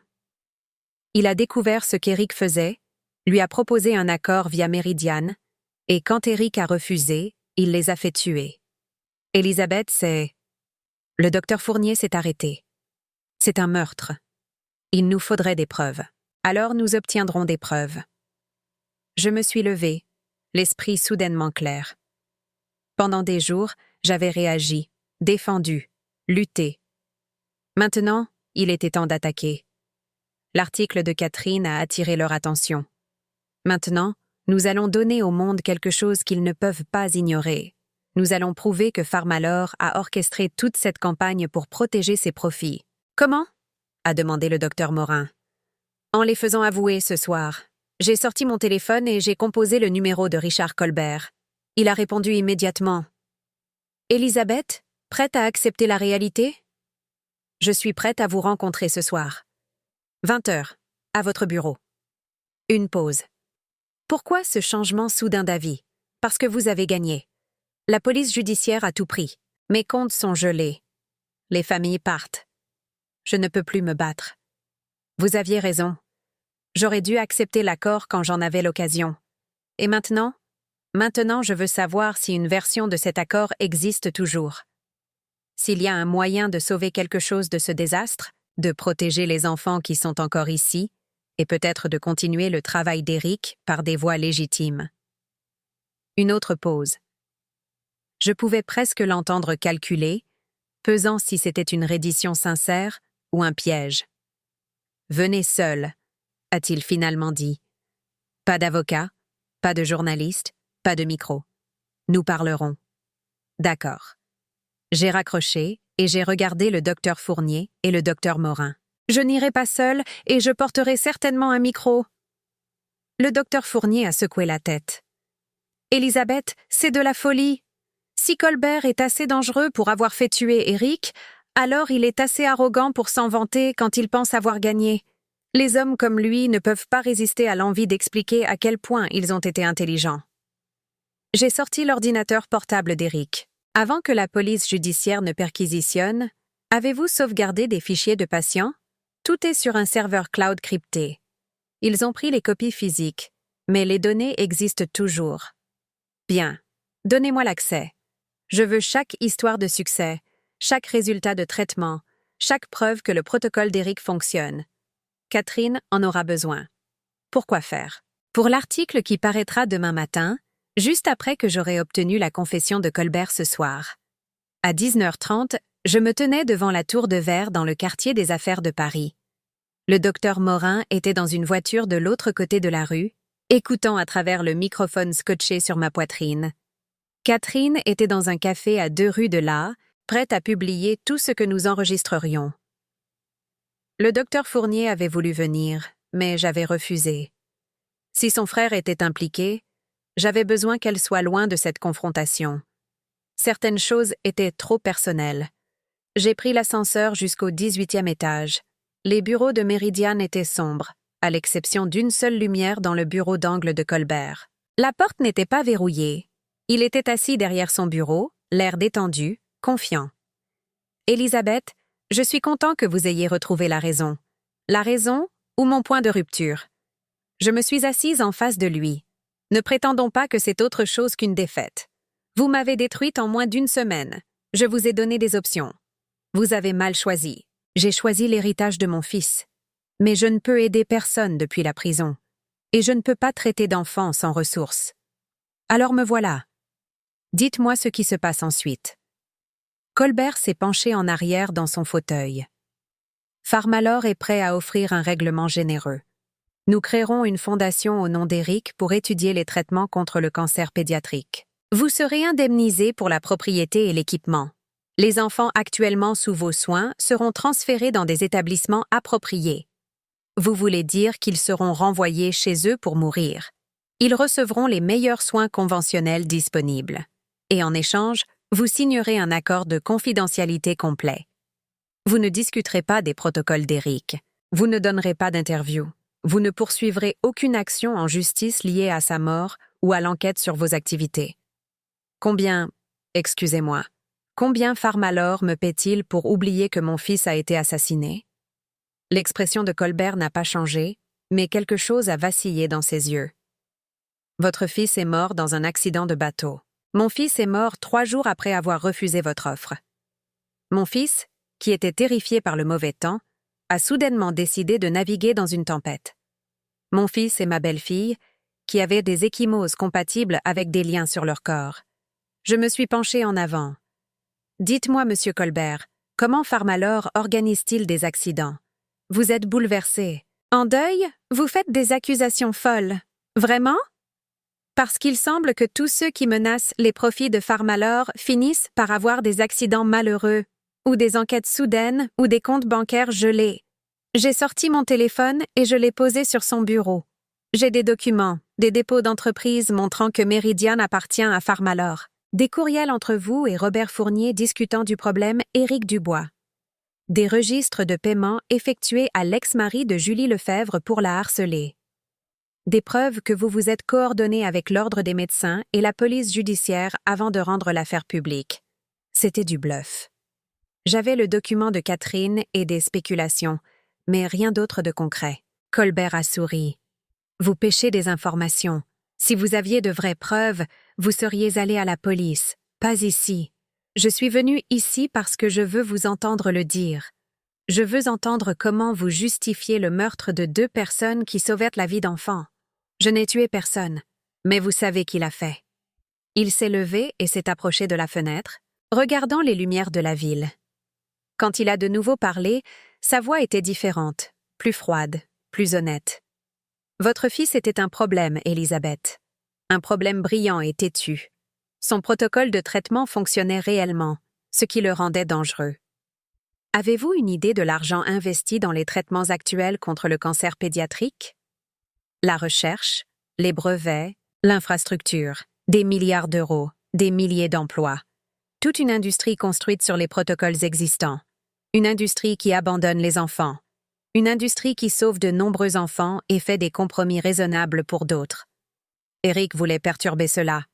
Il voulait prouver que nos traitements coûteux étaient obsolètes, que son opération de fortune pouvait obtenir de meilleurs résultats pour une fraction du coût. Si cela devenait public, si ces protocoles se propageaient, ce serait catastrophique pour les profits de Pharmalor. Pour l'ensemble du système de santé. Pensez-vous que les hôpitaux survivraient si des traitements moins chers devenaient disponibles? Pensez-vous que les compagnies d'assurance maintiendraient les taux de remboursement actuels? Éric ne menaçait pas seulement une entreprise. Il menaçait toute la structure économique de la médecine française. Alors vous l'avez tué. Colbert s'est tourné vers moi. Je lui ai offert une porte de sortie. Légitimer le traitement, mais lentement, par des canaux appropriés qui prendraient des années, peut-être des décennies, assez longtemps pour que Pharmalor développe des alternatives compétitives pour que l'industrie s'adapte. Il a refusé, a dit que des enfants mouraient pendant que nous jouions à des jeux d'entreprise. Il avait raison, il était naïf, et sa naïveté allait coûter leur gagne-pain à des gens, déstabiliser les marchés de la santé, créer le chaos. Quelqu'un devait l'arrêter. Quelqu'un, pas vous. Colbert a souri. Pas moi. Je ne suis qu'un consultant, Elisabeth. J'identifie les problèmes et je coordonne les solutions. Ce que Robert Fournier fait de ces informations, quelles ressources il déploie, quelles mesures il prend, ce n'est pas mon problème. Robert Fournier a ordonné leur mort. Robert Fournier a protégé les intérêts de son entreprise. Comment il a choisi de le faire? Colbert a haussé les épaules. L'accident de bateau était malheureux, mais il a résolu un problème. J'ai eu froid partout. Il venait de tout confirmer, soigneusement, avec une dénégation plausible. Mais assez pour le microphone scotché sur ma poitrine. Et maintenant, vous résolvez le même problème avec moi. Maintenant, je vous offre un choix. Prenez le règlement, signez l'accord de confidentialité, partez, ou continuez à vous battre et finissez comme votre fils. Une histoire édifiante sur les gens qui défient des forces trop puissantes pour eux. C'est une menace. C'est la réalité. Ce qui est arrivé à Éric était un accident officiellement, mais les accidents arrivent aux gens têtus avec une fréquence surprenante. Votre fille Rachel, elle vit à Lyon, n'est-ce pas? Travaille pour cette entreprise de technologie en centre-ville. Ce serait terrible si quelque chose lui arrivait. Si elle perdait son emploi à cause d'un scandale fabriqué, si elle commençait à subir le genre de pression que vous avez subi. Le froid s'est transformé en glace dans mes veines. Laissez ma fille en dehors de ça. Cela dépend entièrement de vous. Signez les papiers et Rachel reste en sécurité. Vos enfants restants sont placés dans de bons établissements. Vous pouvez prendre votre retraite tranquillement et pleurer votre fils sans charge fédérale pesant sur votre tête. Tout le monde y gagne, sauf les enfants qui meurent, parce que le traitement d'Eric ne devient jamais disponible. Certains enfants meurent, Elisabeth. C'est la vie. La question est de savoir si vos enfants, votre fille, vos petits-enfants survivront. Parce que je peux aussi leur créer des problèmes. Je peux créer des problèmes à tous ceux qui vous sont chers. Je me suis levée lentement, les jambes tremblantes. Vous êtes un monstre. Je suis un réaliste. Et vous avez 24 heures pour décider ce qui compte le plus. Des enfants morts que vous n'avez jamais rencontrés ou l'avenir de votre fille vivante. J'ai marché jusqu'à la porte, puis je me suis arrêtée. Puis-je vous demander quelque chose? Est-ce qu'Eric savait à la fin? Savait-il pourquoi vous le tuiez? Le sourire de Colbert s'est élargi. Il a compris sur le bateau. Après que nous les ayons attachés. Mais avant que nous le fassions chavirer, Rebecca criait. Mais Eric avait juste l'air triste, comme s'il s'y attendait, comme s'il savait que c'était toujours comme ça que ça se terminerait pour les gens qui défiaient le système. Vous étiez là.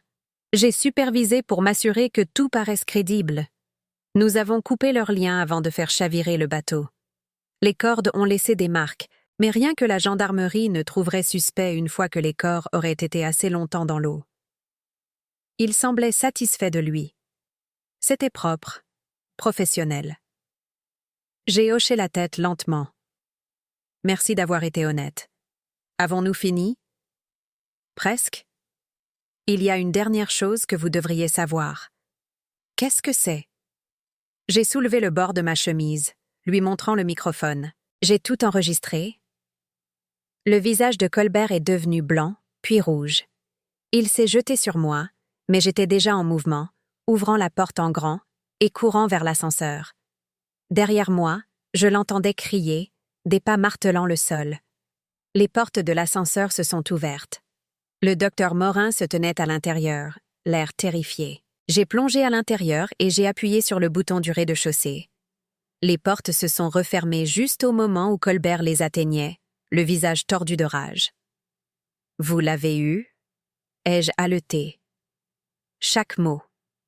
Le docteur Morin a brandi son téléphone, montrant l'application d'enregistrement. Catherine publie en ce moment même, et j'ai appelé la police. Ils sont en route. Nous sommes sortis de l'immeuble en trombe, au milieu du chaos. Des voitures de police arrivaient, gyrophares allumés. Catherine se tenait sur le trottoir, son téléphone levé, diffusant tout en direct. Elisabeth Dubois vient de sortir d'une réunion avec Richard Colbert, consultant pour Meridian Strategy Partenaire, a-t-elle dit dans sa caméra. Dans une conversation enregistrée, Colbert a avoué avoir coordonné les meurtres du docteur Éric Dubois et du docteur Rebecca Dubois sur ordre de dirigeants de Pharmalore Industries. L'audio est diffusé simultanément avec cette retransmission. Des policiers ont encerclé l'entrée de l'immeuble. L'agent Torres est apparu d'une des voitures, l'expression sombre. « Madame Dubois, vous auriez dû nous appeler d'abord. Si je vous avais appelé d'abord, il n'aurait jamais avoué. Les hommes comme Colbert se croient intouchables. Ils deviennent négligents quand ils pensent avoir gagné. Torres n'a pas pu tout à fait cacher son approbation. Vous avez de la chance de ne pas vous être fait tuer. Je suis vieille et j'ai déjà perdu mon fils. De quoi pourrais-je encore avoir peur? D'autres policiers sont entrés dans l'immeuble pour arrêter Colbert.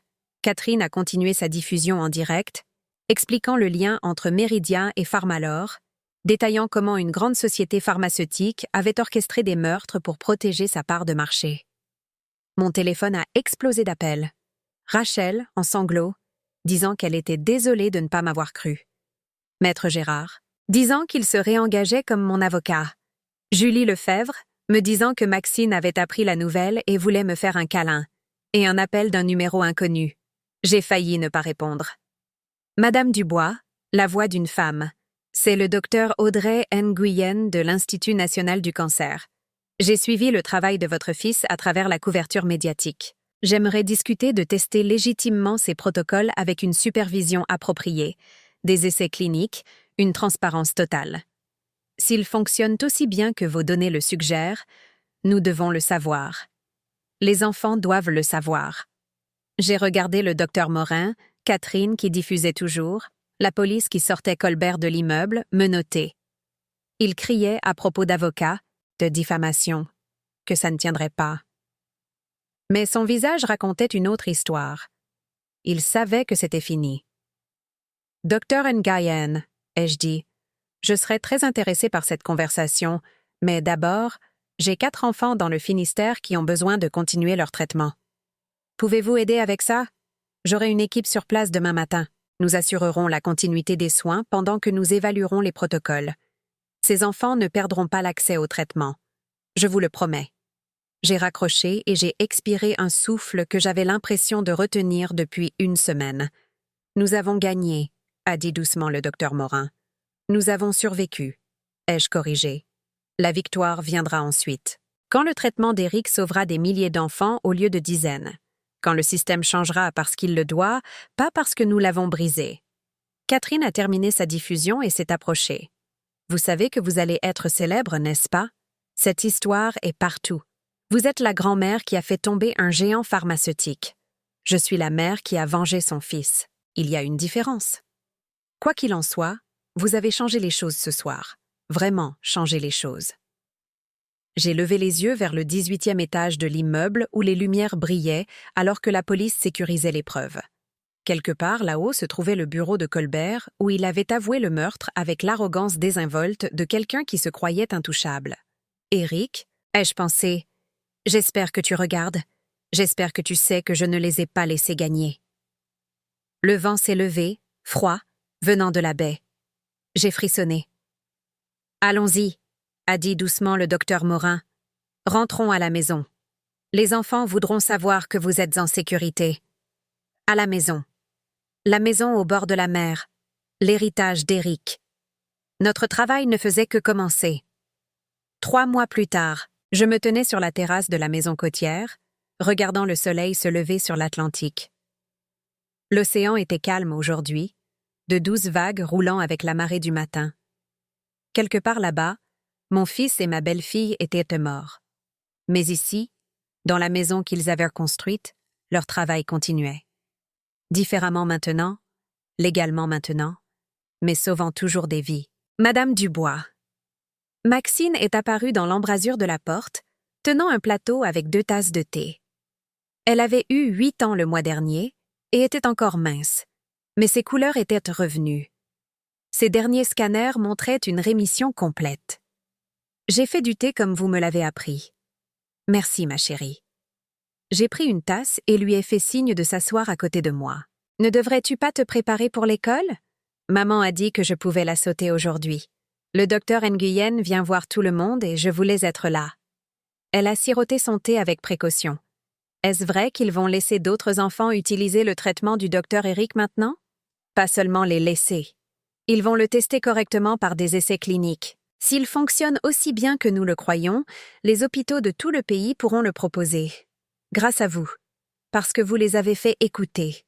Parce que ta guérison et celle de Marcus, de Lily et de Thomas ont prouvé que ça valait la peine d'écouter. C'est toi qui as fait ça, Maxine.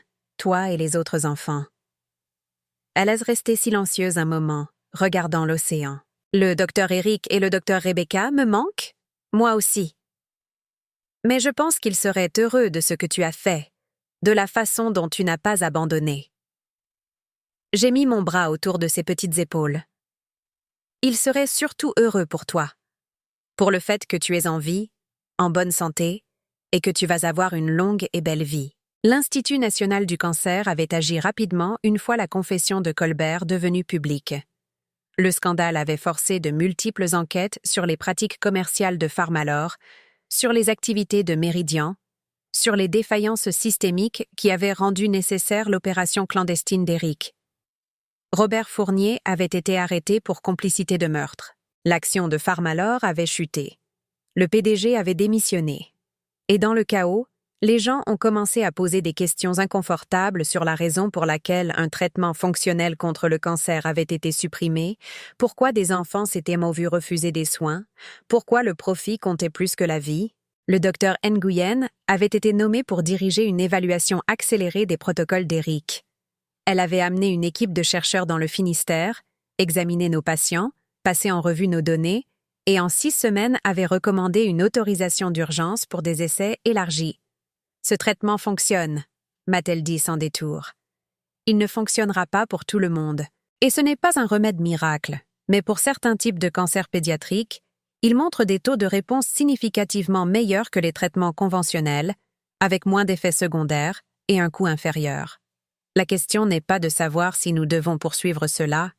C'est pourquoi nous ne l'avons pas poursuivi il y a 5 ans. La réponse à cela, bien sûr, était l'argent, le pouvoir, l'inertie d'une industrie construite sur des protocoles existants. Eric l'avait compris. Il avait essayé de travailler au sein du système et avait été bloqué à chaque tournant. Alors, il avait construit son propre système, sachant qu'il ne pourrait pas durer, mais espérant qu'il durerait assez longtemps pour prouver ce qui était possible. Il avait eu raison. La porte d'entrée s'est ouverte et Julie est sortie, habillée pour le travail. Elle avait trouvé un emploi dans le village, gérant une librairie. Elle et Maxine avaient décidé de rester, pour être proches de l'endroit qui avait sauvé la vie de sa fille.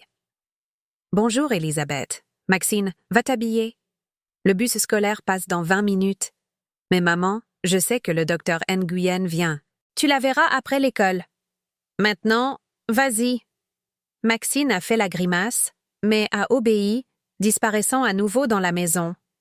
Julie s'est installée dans le fauteuil qu'elle avait laissé vacant. « Elle va bien, ai-je observé. Grâce à vous, parce que vous vous êtes battue quand vous auriez pu partir. » Les yeux de Julie brillaient d'émotion. « Je ne vous ai jamais vraiment remercié pour tout, pour avoir gardé Maxine en vie quand... » Sa voix s'est brisée. « Vous n'avez pas besoin de me remercier. Eric et Rebecca ont fait le plus dur. Je me suis juste assurée que leur travail ne meurt pas avec eux. Ce n'est pas une petite chose, Elisabeth. C'est tout. » J'ai pensé à ce mot. Tout. J'avais l'impression que tout s'effondrait il y a 3 mois. Ma liberté, mes finances, mes relations familiales. Maintenant, ces morceaux se réassemblaient lentement en quelque chose de différent, quelque chose de mieux, peut-être. La police judiciaire avait abandonné toutes les charges une fois la confession de Colbert révélée. Mes comptes bancaires avaient été débloqués. L'ordre des médecins avait discrètement clos son enquête, bien que le docteur Fournier et le docteur Morin dussent passer par des audiences formelles avant que leur licence ne soit entièrement rétablie. Maître Gérard m'avait aidé à créer une fondation à but non lucratif en bonne et due forme, la fondation Édith Dubois, du nom de ma petite fille, pour continuer le travail d'Éric légitimement. Les dons avaient afflué une fois l'histoire éclatée. Les gens étaient en colère contre ce qui s'était passé, en colère contre la suppression de traitements efficaces, et ils voulaient aider. Nous avions collecté assez pour financer la conversion de la maison en un centre de recherche agréé. L'équipe du docteur Nguyen mènerait des essais ici, traitant les enfants éligibles à l'étude, documentant tout correctement cette fois. Ce n'était pas le refuge secret qu'Éric avait construit, mais c'était durable, légal et finalement plus puissant. La voiture de Rachel est arrivée dans l'allée à 9 heures. Ma fille est sortie, l'air fatiguée. Elle était venue de Lyon la veille au soir et avait dormi dans un hôtel en ville. Nous étions encore en train de reconstruire notre relation, de retrouver notre chemin l'une vers l'autre après les mots durs échangés pendant ces semaines terribles. Maman. Elle a monté les escaliers jusqu'à la terrasse et m'a serrée dans ses bras. La maison est magnifique. Tu as fait tellement de choses avec. La fondation a fait le travail. J'ai juste supervisé. Ne sois pas modeste. Tu as transformé l'hôpital illégal d'Éric en un centre de recherche légitime. Ça demande plus que de la supervision. Elle a regardé l'océan. Il aurait adoré cette vue. Il l'adorait. Il ne m'a juste pas laissé la voir de son vivant. Rachel est restée silencieuse un moment. Je suis désolée de ne pas t'avoir cru, de penser que tu avais perdu la tête. Tu essayais de me protéger. Je le comprends maintenant. Tu avais déjà perdu ton frère. Tu ne pouvais pas supporter l'idée de me perdre aussi. J'ai failli te perdre quand même. Quand j'ai entendu que tu avais confronté Colbert seul, quand j'ai pensé à ce qui aurait pu arriver, elle a secoué la tête. Tu es plus courageuse que je ne le pensais. Pas courageuse, juste trop vieille pour me soucier des risques. Il y a une différence. Le docteur Nguyen est arrivé à 10 heures avec son équipe de recherche. Il venait chaque semaine pour voir Maxine, Lily et Thomas.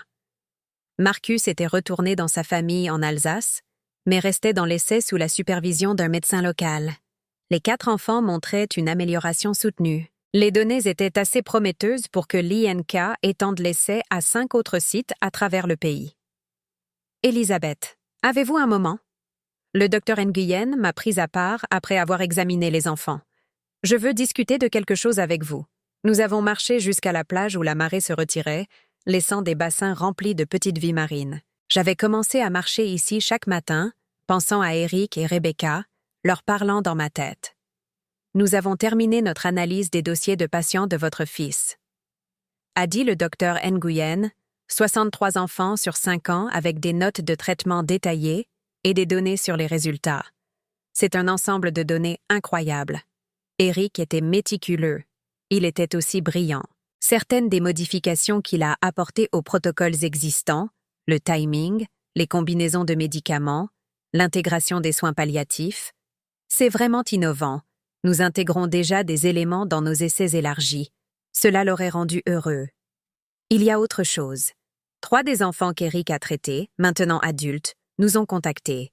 Ils veulent participer à la recherche, partager leurs histoires, nous aider à comprendre les effets à long terme du traitement.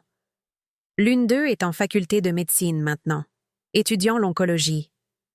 Elle a dit qu'Eric lui avait sauvé la vie quand elle avait 6 ans. J'ai senti les larmes me piquer les yeux. Il ne me l'a jamais dit, n'a jamais mentionné tout ça. Il te protégeait, et lui-même. Si la nouvelle s'était répandue, si les familles avaient recommencé à le chercher publiquement, l'opération aurait été exposée il y a des années. Il a gardé le secret, parce que le secret était le seul moyen de continuer. Le docteur Nguyen a fait une pause. Mais Elisabeth, son isolement, le besoin de cacher ce qu'il faisait, de mentir à sa famille, d'opérer dans la peur constante d'être découvert. Je pense que ça l'a usé. Je pense que ça lui a coûté plus que nous ne pouvons le mesurer. Voulez-vous dire que la pression l'a poussé à prendre des risques, à sortir sur ce bateau? Je dis que les gens ne peuvent pas vivre cachés pour toujours sans conséquence. Le fait que sa mort n'était pas accidentelle, que Pharmalor l'ait arrangé, ne change rien au tribut que le secret a prélevé sur lui et Rebecca. Ils étaient épuisés, effrayés, seuls. Ils avaient leur équipe. Une équipe d'une 12aine de personnes n'est pas la même chose que d'avoir toute la communauté médicale derrière soi. Ce n'est pas la même chose que de pouvoir publier ses résultats, présenter à des conférences, collaborer ouvertement avec d'autres chercheurs. Le docteur Nguyen a regardé l'océan. Ce que nous construisons maintenant, la recherche légitime, les essais ouverts, la reconnaissance publique de ce qu'Eric a accompli. C'est ce qu'il voulait. C'est ce pourquoi il est mort en essayant de l'atteindre. Alors, nous l'honorons en finissant ce qu'il a commencé. Exactement. Cet après-midi-là, Catherine est passée avec un caméraman. Sa série d'enquêtes sur Pharmalor avait remporté des prix et déclenché des auditions au Parlement sur les pratiques de l'industrie pharmaceutique. Maintenant, elle faisait un reportage de suivi sur la fondation et les essais en cours. Elisabeth, cet endroit est incroyable, a-t-elle dit, regardant autour de l'établissement rénové. Vous avez construit quelque chose de réel ici. Nous avons construit quelque chose de légal, ai-je corrigé. Eric a construit quelque chose de réel. Je me suis juste assurée que ça lui survive. Ne minimisez pas ce que vous avez fait. Vous avez exposé un complot d'entreprise, obtenu justice pour votre fils et forcé un changement systémique dans notre approche du traitement du cancer pédiatrique. Ce n'est pas seulement de la survie, c'est une transformation. Elle m'a interviewée sur la terrasse, me posant des questions sur les plans de la fondation, les résultats des essais, les progrès des enfants. J'ai répondu avec soin, m'assurant de créditer Eric et Rebecca, de souligner que c'était leur travail, leur vision. Mais c'est vous qui l'avez rendu possible, a insisté Catherine. Sans votre courage, sans mon âge, ai-je interrompu. C'est ce que les gens oublient. Avoir 63 ans n'est pas un désavantage quand on se bat contre des gens puissants. Je n'avais rien à perdre. Ma carrière était terminée. Ma réputation n'avait pas d'importance. Je pouvais prendre des risques que des personnes plus jeunes ne pouvaient pas se permettre. Donc l'âge était votre avantage. L'âge et l'expérience. J'ai enterré un mari et un fils. J'ai vu des gens que j'aime souffrir. J'ai assez vu de la vie pour savoir que parfois, il faut enfreindre les règles pour faire ce qui est juste. Les jeunes croient encore que le système fonctionne. Je suis assez vieille pour savoir que ce n'est pas le cas. Catherine a souri. C'est une bonne citation. Puis-je l'utiliser? Utiliser tout ce qui peut t'aider. Si mon histoire convainc ne serait-ce qu'une personne que l'âge est une force plutôt qu'une faiblesse, elle vaut la peine d'être racontée. Ce soir-là, après que tout le monde soit parti, je me suis assise seule dans l'ancien bureau d'Éric. Son ordinateur portable était toujours là, bien que la plupart des fichiers aient été transférés sur les serveurs sécurisés de la Fondation. Je l'ai ouvert et je me suis retrouvée à faire défiler de vieilles photos. Éric, enfant, souriant à pleines dents à la caméra. Éric à sa remise de diplôme de médecine. Rebecca à ses côtés. Éric tenant bébé Edith, son visage plein d'émerveillement et d'amour. Éric avec un groupe d'enfants sur cette même plage. Tous chauves à cause de la chimiothérapie, mais souriants. La dernière photo datait de 3 semaines avant sa mort.